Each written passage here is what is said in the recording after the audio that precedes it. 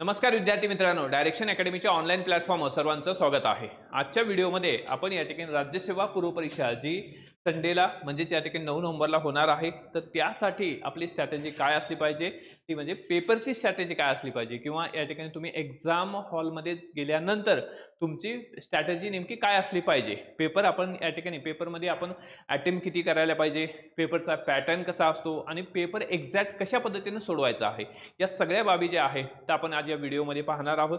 निश्चित या व्हिडिओचा फायदा तुम्हाला या ठिकाणी 9 तारखेला होणारच आहे, तर त्यासाठी शेवटपर्यंत व्हिडिओ पहा। जर आपण डायरेक्शन अकॅडमीच्या यूट्यूब चॅनलला नवीन असाल तर सबस्क्राइब करायला विसरू नका। त्याचबरोबर डायरेक्शन अकॅडमीचं टेलिग्राम, त्याचबरोबर डायरेक्शन अकॅडमीचं ॲप आपल्या खाली डिस्क्रिप्शन बॉक्समध्ये दिलेलं आहे, त्याची लिंक आहे, ते सुद्धा या ठिकाणी जॉईन करायला विसरू नका। तर आपण संडेला पेपर देणार आहात राज्यसेवा पूर्व परीक्षा। तो पेपर या ठिकाणी कसा सोडवावा यामधला पहिला जो मुद्दा आहे तो म्हणजे आयडियल अटेम्प्ट। आता आपला आयडियल अटेम्प्ट हा तुम्ही आधी ठरवून जाणं गरजेचं आहे, प्री डिसाइड असणं गरजेचं आहे। जर तसं न करता गेले तर गोंधळाची परिस्थिती निर्माण होऊ शकते। एखाद्या वेळेस आपला अटेम्प्ट हा 80 पण होईल, एखाद्या वेळेस या ठिकाणी तुम्ही 100 कराल, ठीक आहे। त्यामुळं आपल्याला या ठिकाणी टाइम दिलेला आहे की 2 तास आपल्याला वेळ आहे, ही राज्यसेवा आहे, इथं या ठिकाणी आपल्याला भरपूर टाइम दिलेला आहे, 100 क्वेश्चन आहे आणि या ठिकाणी 2 तासाचा वेळ दिलेला आहे। तर तो 2 तासाचा वेळ किंवा टाइम आपल्याला योग्य पद्धतीने वापरणं गरजेचं आहे। त्यामुळं हा आयडियल अटेम्प्ट जो आहे तो आधी ठरवणं गरजेचं आहे। मग आता हा आयडियल अटेम्प्ट आपण कशाच्या आधारावर ठरवायचा आहे, तर यामध्ये तुम्ही एक तर PYQ सर्वात महत्त्वाचा आहे, PYQ किंवा तुम्ही टेस्ट सिरीज सोडवलेली असेल तर त्या आधारे तुम्हाला आयडिया आलेली असेल की अरे की आपली ॲक्युरसी कशी आहे, म्हणजे तुमच्या ॲक्युरसीवर हा अटेम्प्ट ठरवायचा आहे।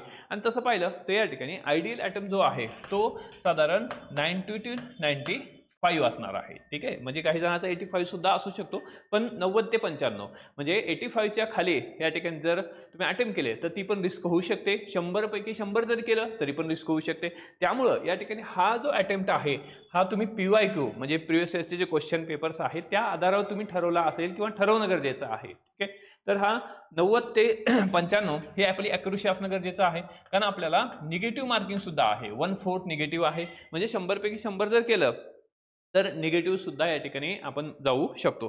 त्यामुळं या ठिकाणी PYQचं तुम्ही ॲनालिसिस करा आणि त्या आधारे या ठिकाणी हा अटेम्प्ट असणं गरजेचं आहे। परंतु हा प्री डिसाइडेड अटेम्प्ट असणं गरजेचं आहे, कारण तुम्ही एक्झाम हॉलमध्ये जायच्या अगोदर या ठिकाणी हे ठरवणं गरजेचं आहे। एक्झाम हॉलमध्ये गेल्यानंतर तुमच्या माइंडमध्ये असणार आहे, बॅकएंडला असणार आहे की नाही अरे माझा अटेम्प्ट जो आहे 90 ते 95 आहे, आणि सायकोलॉजीमध्ये काय आहे की जसं तुम्ही विचार करता त्याच पद्धतीने काही गोष्टी घडत असतात, त्यालाच या ठिकाणी मॅनिफेस्टेशन म्हणतात। म्हणजे तुम्ही ठरवणं गरजेचं आहे, ठरवलं तर निश्चितच या ठिकाणी तिथंच आपण थांबतो विदाऊट एनी काउंटिंग। जर तुम्ही ठरवलं की अरे माझं 85, 90 किंवा 95 या दरम्यान मला अटेम्प्ट करायचा आहे, 90 अटेम्प्ट करायचा आहे, तुम्ही कुठल्याही प्रकारचं शेवटी काउंट करू नका, बरोबर या ठिकाणी तुम्हाला तो 90 अटेम्प्ट दिसेल। त्यामुळं तुमच्या माइंडला सुद्धा या ठिकाणी एक तुम्ही इन्स्ट्रक्शन देणं गरजेचं आहे, एक कमांड देणं गरजेचं आहे। जसं आपण कम्प्युटरला कमांड देत असतो तशी तुमच्या माइंडला कमांड देणं गरजेचं आहे की तुम्ही 90 आपल्याला अटेम्प्ट करायचा आहे, ठीक आहे। तर हे झाला आयडियल अटेम्प्ट तुम्ही डिसाइड करणं गरजेचं आहे। त्यानंतर नेक्स्ट आहे आयडियल पॅटर्न। आता आयडियल पॅटर्न काय असतो, जसंही पेपर आपण ओपन केला तर पेपरमध्ये काय आहे, या ठिकाणी पेपर हा 4 सेटमध्ये असणार आहे, A, B, C आणि D।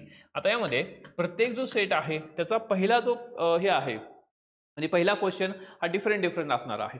काही एचा हिस्ट्री असू शकतो, इकॉनॉमिक्स असू शकतो, पॉलिटी असू शकतो, जिओग्राफी पण असू शकतो, ठीक आहे। त्यामध्ये आपण GS बद्दल विशेष या ठिकाणी डिस्कस करतोय, ओके। GS पेपर फर्स्ट जो आहे, आता यामध्ये ABCD म्हणजे या ह्याच्यामध्ये हे जे आहेत हे 4 सेट असणार आहेत। मग या 4 सेटमध्ये तुम्ही जसाही पेपर तुमच्या हातामध्ये आलेला आहे तर हातात आल्यानंतर 2 मिनिटं या ठिकाणी तो पेपर व्यवस्थित या ह्याच्यामध्ये तुम्ही पाहणं गरजेचं आहे, ओके। लुकआउट करणं गरजेचं आहे की अरे तो पेपर व्यवस्थित आहे का, 100 क्वेश्चन आहेत का, बरोबर। आणि ते पाहत असताना तुम्ही या ठिकाणी तुमची प्री डिसाइडेड पॅटर्न असणं गरजेचं आहे, पॅटर्न ठरवणं गरजेचं। पॅटर्न म्हणजे काय आहे, जेव्हा तुम्ही PYQ सोडत असाल किंवा जेव्हा तुम्ही टेस्ट सिरीज सॉल्व्ह करत असाल तेव्हा या ठिकाणी पहिल्यांदा आपल्याला कोणता सब्जेक्ट आपल्याला सोडवायचा आहे हे ठरवणं गरजेचं आहे।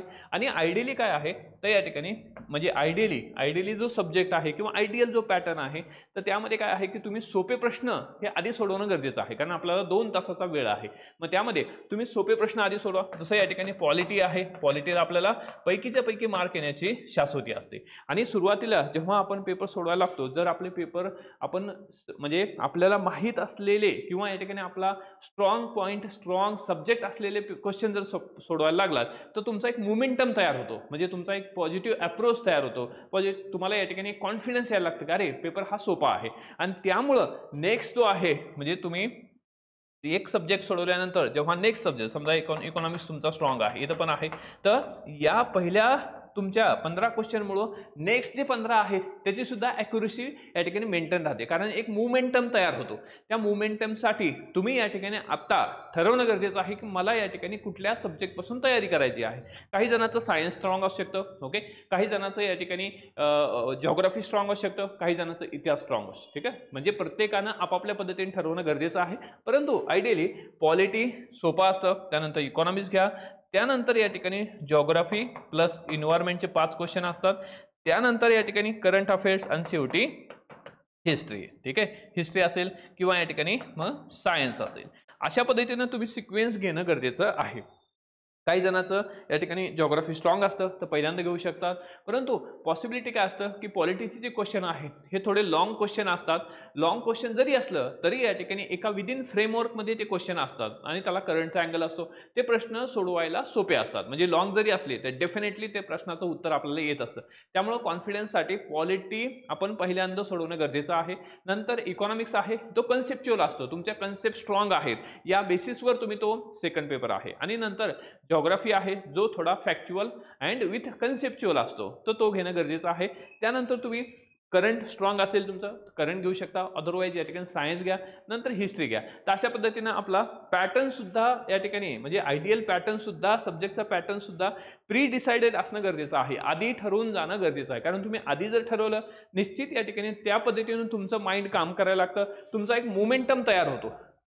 अदरवाईज काही वेळेस काय होतं की आपण पहिल्या प्रश्नापासून जर सुरुवात करायला लागलो तर काय होतं की पहिल्या पेजवरचे 2 किंवा 3 क्वेश्चन असतील, ते 2-3 क्वेश्चन तुम्हाला अननोन वाटतील. ओके, त्यामुळे काय होतं की आपण घाबरून जातो. ओके, आपल्याला घाम फुटतो, अरे या ठिकाणी एवढा अभ्यास केलेला आहे, 2 वर्ष झालं मी अभ्यास करतोय, तर तरी सुद्धा या ठिकाणी हे 3 प्रश्नाचं बद्दल मला काहीच माहित नाही. त्यामुळे काय होतं की ह्याच्यामुळं आपला कॉन्फिडन्स लो होतो.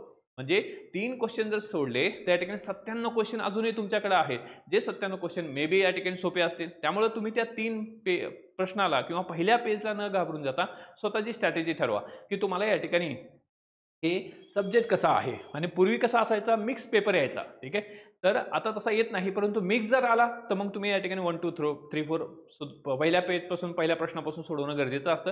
परंतु सध्याच्या परिस्थितीमध्ये काय आहे, जो पॅटर्न आहे तो सब्जेक्ट वाईज येत आहे, त्यामुळे सब्जेक्ट वाईज येत असेल तर त्याचा फायदा सुद्धा घेणं गरजेचं आहे.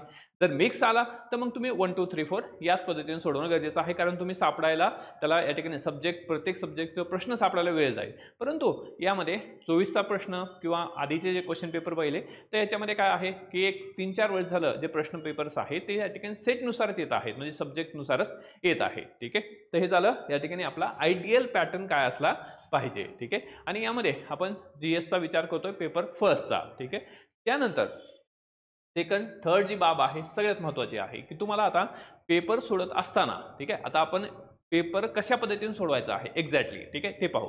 तर पेपर सोडत असताना आपल्याकडं 2 तासाचा वेळ आहे. 2 तास म्हणजे किती आहेत, 120 मिनिट आहेत. भरपूर टाइम आहे, व्यवस्थित आपल्याला टाइम आहे.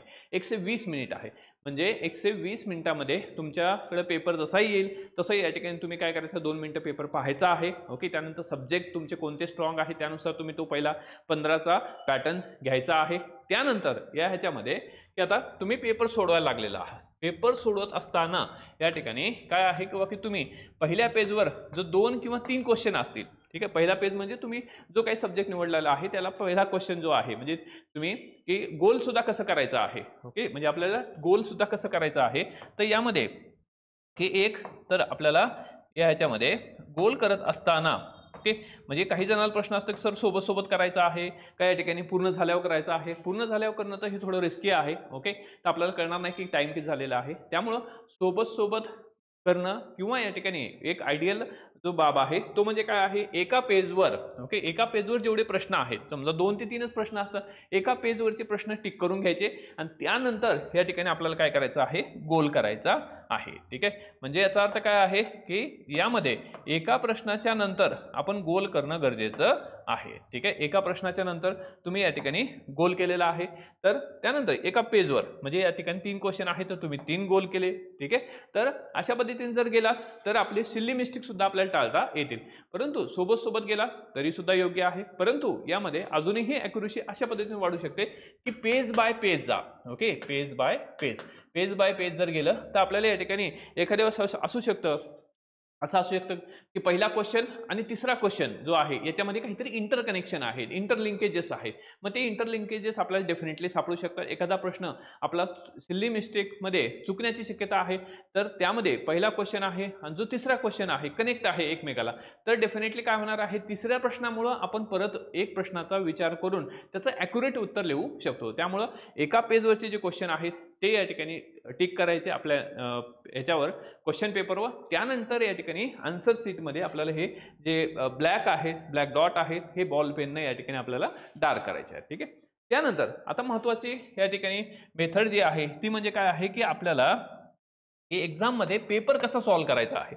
पेपर कसा सॉल्व्ह करायचा आहे तर आपल्याला 3 राऊंडमध्ये पेपर सॉल्व्ह करायचा आहे. ठीक आहे, 3 राऊंडमध्ये पेपर आपल्याला सॉल्व्ह करणं गरजेचं आहे. पहिला जे राऊंड आहे तर या ठिकाणी आपल्याला 80 मिनिट म्हणजे 1 तास 20 मिनिट. ओके, 1 तास 20 मिनिटाचा आपल्याला वेळ आहे पहिल्या राऊंडमध्ये. आता पहिल्या राऊंडमध्ये काय करायचं आहे की 100% तुम्हाला माहीत असलेले जे क्वेश्चन आहे ते सॉल्व्ह करायचे आहेत. ठीक आहे, 100% माहीत असलेले क्वेश्चन ते मग किती असू शकतात, ते 50 असू शकतात, 60 असू शकतात, 70 असू शकतात. ठीक आहे, तर किंवा 40 पण असू शकतील. ठीक आहे, तर 100% माहीत असलेले जे प्रश्न आहेत ते आधी सोडवणं गरजेचं आहे. 50% प्रश्न त्यानंतर ते सोडत असताना तुम्ही या ठिकाणी जे प्रश्न तुम्हाला 50% एखादा प्रश्न आहे की ज्याच्यामध्ये तुम्हाला फक्त 2 जे काही ऑप्शन्स आहेत ते माहीत आहेत आणि 2 बद्दल तुम्हाला डाऊट आहे. ओके, म्हणजे याचा अर्थ काय आहे, 100% ॲक्युरेसी वाले आधी सोडवणं गरजेचं आहे पहिल्याच राऊंडमध्ये. पहिल्याच राऊंडमध्ये काय करायचं, ज्याची 50% ॲक्युरेसी आहे म्हणजे 2 ऑप्शन आपल्याला बरोबर माहीत आहेत, एक्झॅक्टली 100% माहीत आहेत आणि 2 ऑप्शनवर आपल्याला डाऊट आहे, तर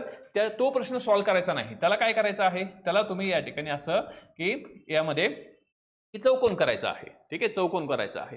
त्यानंतर ते करत असताना एखादा प्रश्न असा आलेला आहे की ज्याच्यामध्ये आपल्याला फक्त एक जो अटेम्प्ट आहे किंवा एक जो ऑप्शन आहे तो एक्झॅक्ट माहीत आहे, परंतु 3 बद्दल आपल्याला डाऊट आहे म्हणजे 25% ॲक्युरेसी आहे. तर 25% ॲक्युरेसीला काय करायचं, त्रिकोण करायचा. ठीक आहे, त्रिकोण करायचं. आता हे का करायचं म्हणजे चौकोन आणि त्रिकोण का करायचं, कारण या ठिकाणी आपल्याला 3 राऊंड आपण घेणार आहोत. पहिल्या राऊंडमध्ये 100%, 50% वाल्याला चौकोन करा आणि 25% वाल्याला त्रिकोण करा. आता यामध्ये काय आहे की तुम्ही सेकंड राऊंड, ओके हे झाला तुमचा फर्स्ट राऊंड. आता तुम्ही सेकंड राऊंडमध्ये गेलात. सेकंड राऊंडमध्ये तुमच्याकडे 30 मिनिटाचा टाइम असणार आहे. 30 मिनिटाच्या टाइममध्ये जे 50% वाले ॲक्युरेसी वाले आहेत, ओके ते आपल्याला सॉल्व्ह करायचे आहेत. 50%च्या ॲक्युरेसी वाले म्हणजे फक्त तुम्ही चौकोन बघणार आहात.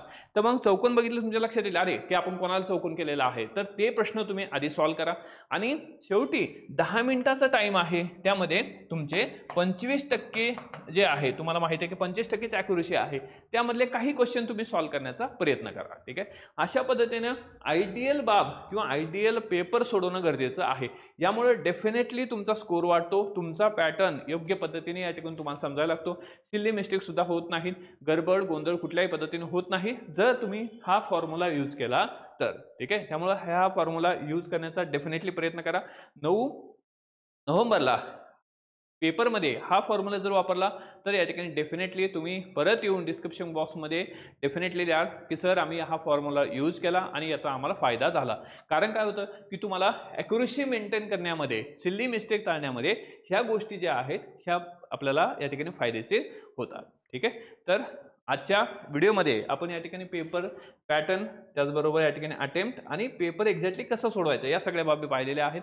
शेवटी यामध्ये तुमचा पेपर 9 नोव्हेंबरला होणार आहे. सगळ्यांना डायरेक्शन अकॅडमीच्या टीम मार्फत सगळ्यांना शुभेच्छा, ऑल दी बेस्ट. चांगला पेपर सोडवा, खूप चांगला अभ्यास तुम्ही प्रिपेअर केलेला आहे आणि चांगले मार्क डेफिनेटली तुम्हाला येतील. पेपर झाल्यानंतर आपण या ठिकाणी 11 नोव्हेंबरपासून मेन्ससाठी सुद्धा तयार आहोत. मेन्ससाठी डेडिकेटेड टीम आहे. या टीमच्या माध्यमातून आपण या ठिकाणी लक्ष्यवेध बॅच लॉन्च केलेली आहे, जे 11 नोव्हेंबरपासून स्टार्ट होणार आहे. त्याचे काही डेमो लेक्चर्स सुद्धा अवेलेबल असतील. तर यामध्ये आपण या ठिकाणी संपूर्ण सिलेबस जो आहे तो 4 महिन्यात साधारण आपण कंप्लीट करू. 3.5 ते 4 महिन्यामध्ये डेफिनेटली हा सिलेबस जो आहे तो या ठिकाणी कंप्लीट होणार आहे. टेस्ट सिरीज आहे, PDF नोट्स असतील, डाऊट सेशन असेल आणि पूर्णपणे ही जी बॅच आहे ही या ठिकाणी आपल्याला ऑनलाईन स्वरूपात उपलब्ध असणार आहे ॲपमध्ये आणि अफोर्डेबल प्राईस असणार आहे, विथ इन्स्टॉलमेंट सुद्धा असणार आहे. यासाठी आपल्याला डायरेक्शन अकॅडमीचे ॲप डाउनलोड करून ठेवा आणि निश्चित तुम्ही पूर्वपरीक्षा पास होणार आहात याच इंटेन्शननं पेपरला समोर जा. ठीक आहे, सगळ्यांना वन्स अगेन शुभेच्छा, ऑल द बेस्ट, जय हिंद.